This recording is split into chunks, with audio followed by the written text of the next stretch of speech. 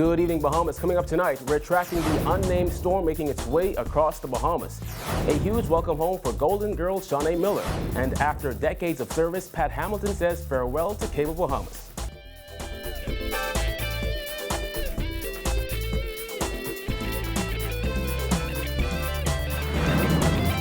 Good evening and welcome to our news. I'm Kyle Joaquin. Thanks for joining us. Topping news tonight, that unnamed storm that had everyone on high alert is making its way across the Bahamas, bringing some heavy showers, but still not as intense as predicted. Joining me in studio is Senior Deputy Director in the Department of Meteorology, Jeffrey Simmons. Mr. Simmons, as it stands right now, what's this storm doing?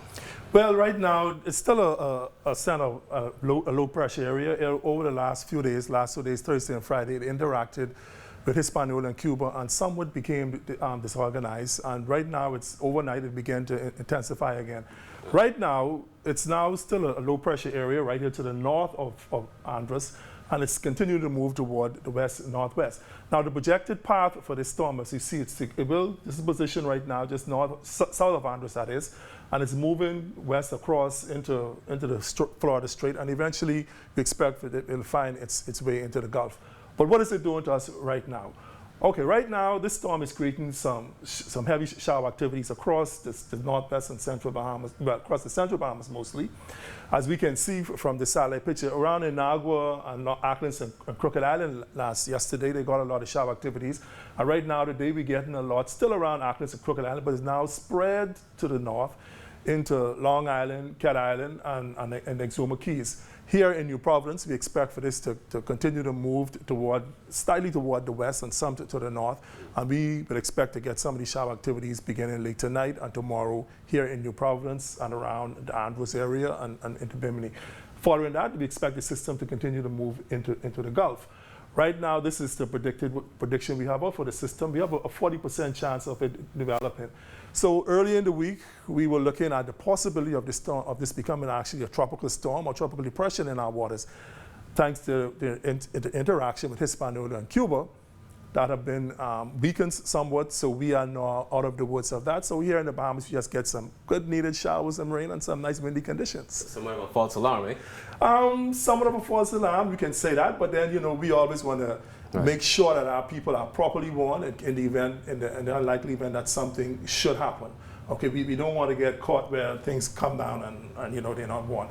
So the shower activities is what we had predicted for the southern central islands. That's exactly what happened.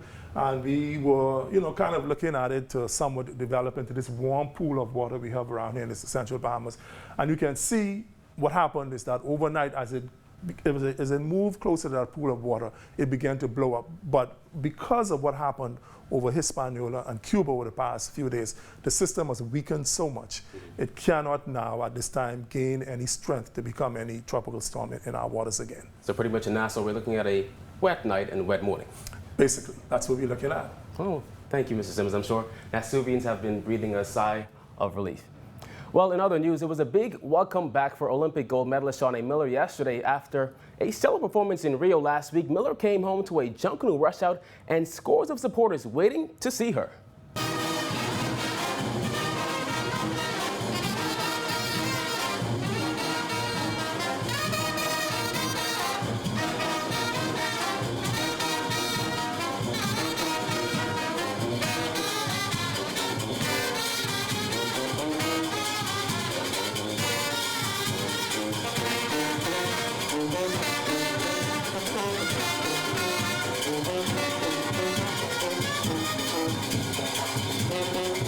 During a press conference yesterday, Miller expressed how thankful she was to her hometown for all the support she felt before and after her race.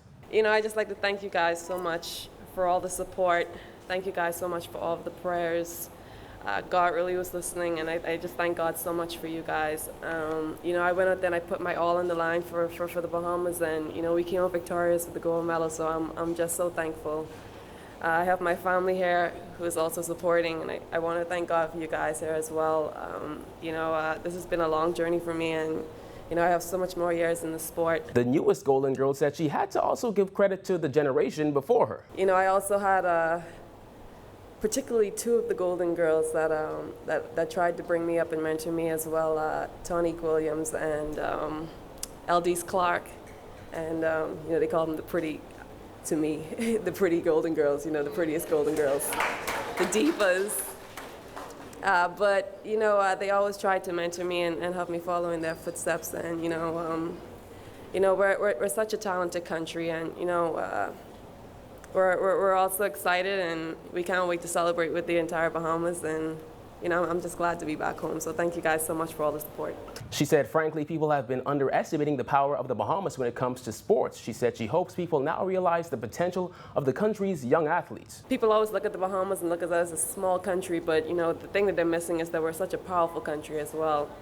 And we're full of talent, and you know, I continue to stress that so much.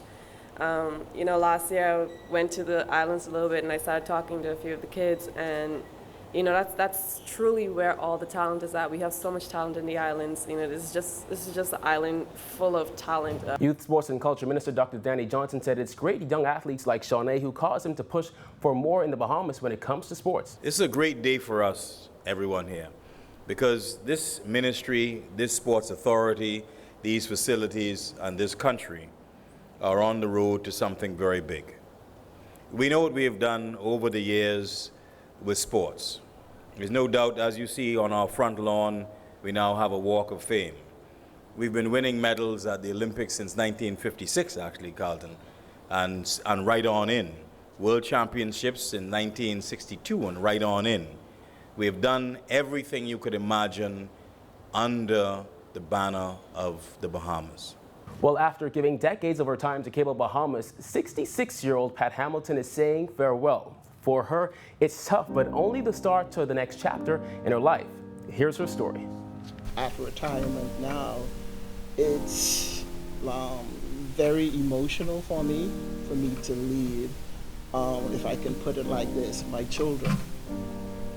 You know, some of them call me mom, some call me Grammy, you know, so it's an emotional time.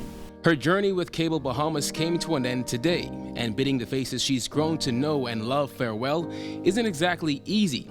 Even speaking about it for Pat Hamilton was hard to do without shedding a tear. That part is going to be emotional. I have watched persons come into the company at age 18, very young, now they're like in their 30s, married with children. And so I'm like a mother figure to a lot of them. Yes. She's been in the television industry for 40 years and was with Cable Bahamas in Grand Bahama since its inception. If you were to speak with her, she'd tell you about the days of black and white TV when there were only 13 channels. But it was the opportunity to watch Cable Bahamas evolve that she says still amazes her to this day. I really watched Cable Bahamas blossom. You know, technology came in because we were used to putting the antenna on top of the TV, and you know, and now we don't have to do that. All we have to do is just put a clip, and we can record, and you know, so. Walking through the halls and talking with her co-workers, it's all smiles. Many of the people present, Pat was responsible for hiring. But after a successful career, what's next for this mother of one? I'm going to travel. I was not able to travel with my family because of work. So now I can travel.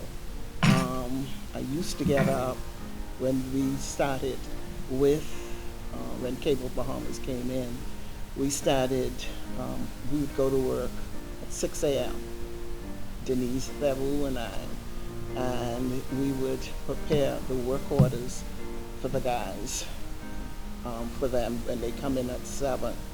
And we would stay until 12 midnight so we can prepare for the next day. The first step on a retirement getaway, Europe. We asked Pat if she could be remembered for one thing, what would that be?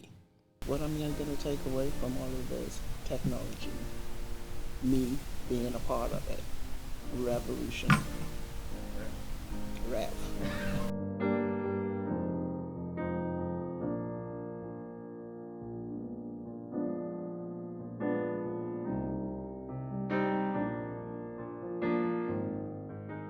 When our news returns, more reaction to that Moody's downgrade. Stay with us.